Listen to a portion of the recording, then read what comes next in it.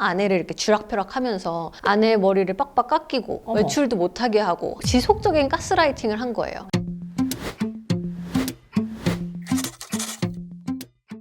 변호사님은 이혼 상속을 주로 하시잖아요. 네. 어떻게 해서 전문 분야를 선택하게 되셨어요? 일단 변호사가 된 이후에 이혼 사건을 가장 많이 하기도 했고, 이제 제가 학부를 심리학과를 나왔어요. 그래서 일단 학부 다닐 때부터 뭐 사람에 대한 관심, 또 그들의 말을 경청하는 거, 이런 부분들을 많이 하기도 했고, 또 제 MBTI가 극 F잖아요. 그래서 다른 사람들의 케이스에 좀 공감을 잘하는 면이 있는 것 같아요. 아무래도 이런 이혼 상속 사건은 다른 민사 소송에 비해서 좀 더 이제 공감을 하고 주장이나 증명하는 데 있어서도 좀 더 썰을 풀면서 생생하게 전달하는 게 굉장히 중요하잖아요. 그래서 어떤 변호사님들은 일부러 서면 잘 쓰려고 새벽에 술 마시고 센치한 기분으로 준비 서면 쓴다는 경우도 있어요.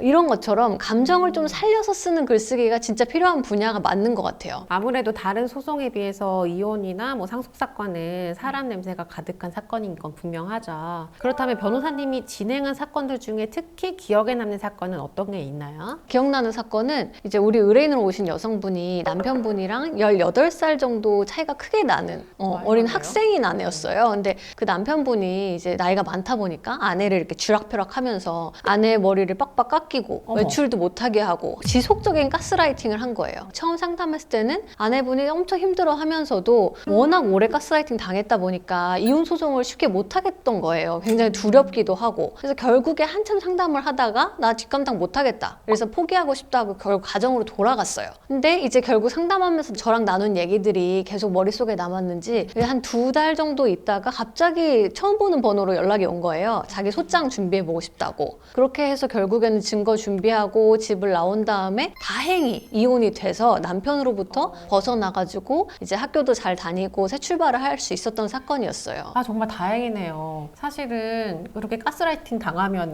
네. 그렇게 이혼 소송 하겠다고 결심하기가 쉽지가 않잖아요. 그렇죠. 그리고 또 제 개인적으로 조금 안타까웠던 거는 제가 부케를 받았던 친구의 합의 이혼을 해준 적도 있었어요. 아, 진짜요? 그래서 저는 양쪽을 다 알고 있던 상황이었고 또 이제 그 남편분이랑도 교류도 어느 정도 했던 상황이어서 이게 내가 변호사 역할을 하는 게 맞나? 라는 생각이 좀 들었는데 그래도 다행히 중간 역할을 해드리면서 양쪽이 서로 이제 이혼 소송하면 흠집 내기 이런 게 많잖아요. 근데 그런 거 최대한 안 하면서 원만하게 합의 이혼할 수 있도록 이제 조건 같은 거 조율하고 재산 정리하는 거 도울 수 있어서 나름으로는 그래도 보람이 좀 있었던 사건이었습니다. 근데 이제 가끔 아이폰에서 뭐 몇 년 전의 추억 이러면서 사진 내가 부케받는 사진이 뜰 때면 굉장히 좀 씁쓸하기도 합니다. 진짜 이혼 소송도 케이스별로 다양한 사건들이 많았네요. 그럼 혹시 가장 기억에 남는 의뢰인이 있다거나 아니면 좀 어려운 사건이 있었다거나 이런 것들이 있었을까요? 한 번은 이제 남편의 외도를 발각했다 이런 문제로 오신 여성분이 있었어요. 근데 이제 상담을 할 때 돌봐줄 사람이 없다고 자기 어린 아기를 하면 데리고 오셨어요. 그래서 아기랑 같이 상담을 했는데 이제 이혼 상담을 해드리면서도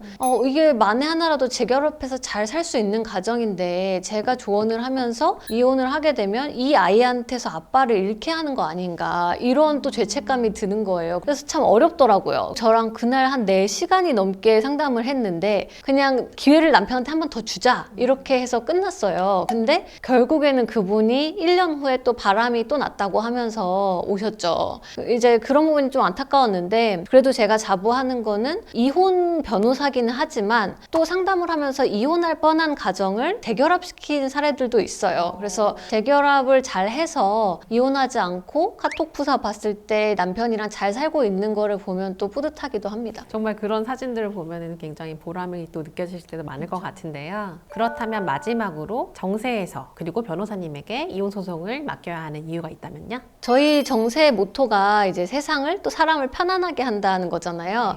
사실 의뢰인분들이 이혼 소송 하다 보면은 스트레스를 엄청 받으시는 경우가 많아요. 또 재판 와가지고 판사님이 한마디 하시는 거 들으면 그 말이 맴돌아가지고 불안해서 잠도 못 잤다, 속에서 열불이 난다 이런 분들도 계시고요. 이런 특성이 심한 이혼 사건의 경우에 의뢰인분이 편안하게 소송할 수 있도록 저희가 모든 준비를 해드리고 최대한도로 돕는다는 점이 굉장히 장점인 것 같고요. 또 저희가 팀으로 일하면서 의뢰인분들이랑 자주 소통하는 거 그게 가장 큰 비결인 것 같아요. 그래서 위임계약 체결한 뭐 수임인이나 위임인 관계 그냥 그게 아니라 뭐 내 사건, 우리 언니 사건 이런 식으로 열심히 해드린다는 게 큰 장점이에요. 점이죠. 그리고 마지막으로는 또 이제 판사 출신 변호사들이 많기 때문에 필요할 때 협업을 많이 하면서 또 자문도 구하고 하면서 판사의 눈으로 우리 이혼 사건을 좀 바라보기도 해요. 이런 부분들이 굉장히 많은 도움이 되는 것 같아요. 그래서 언제든지 이혼이나 또 상속 고민이 있으시면 저나 또 정세에 연락을 주셔서 여러분들의 편안한 일상을 되찾으실 수 있기를 바라겠습니다. 네, 오늘 박소정 변호사님과 이혼 이야기를 들어봤는데요. 다음 영상도 기대해 주세요.